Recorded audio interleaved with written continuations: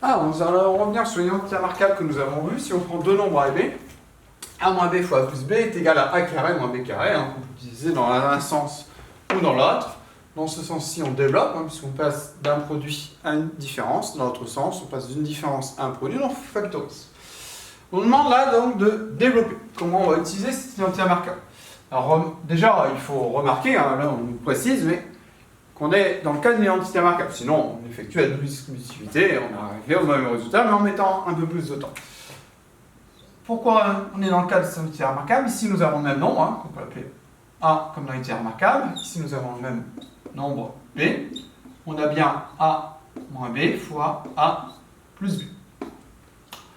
On nous dit que le développement, dans ce cas-là, c'est A carré moins B carré. A, ici c'est X, donc on va avoir X au carré, moins, donc B carré, B c'est 10, donc moins 10 au carré, on doit donc avoir X carré moins 100, parce que 10 fois 10, ça fait 100. Donc voilà le développement de ce produit. Cette fois-ci, on nous demande de factoriser. Alors là aussi, hein, il faut reconnaître qu'on a une identité remarquable. Comment on reconnaît? On voit qu'on a une différence. On sait que 36, c'est 6 fois 6, 6 au carré. 25x au carré, c'est peut-être moins évident, mais c'est 5x fois 5x. Donc là, on a 6 au carré, moins 5x, le tout au carré. Alors attention de ne pas écrire comme ça. Si j'écris le carré ici, c'est uniquement x qui est au carré. Donc il faut bien que je mette des parenthèses, 5x au carré. 5 fois 5, 25, x fois x, x au carré. Donc ici, 1, c'est 6, et b, c'est 5x. Donc quand je factorise, je dois avoir a moins b fois a plus b. Donc, j'ouvre la parenthèse, a, 6, moins b, donc 5x. 6 moins 5x. J'ouvre la parenthèse, a, 6, plus b, b, 5x. Donc 6 moins 5x, soit 6 plus 5x. On a factorisé l'expression.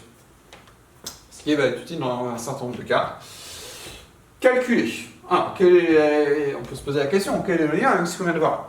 103 et 97 sont proches. 103, c'est 100 plus 3, mais 97, c'est 100 moins 3. 100 plus 3 fois 100 moins 3.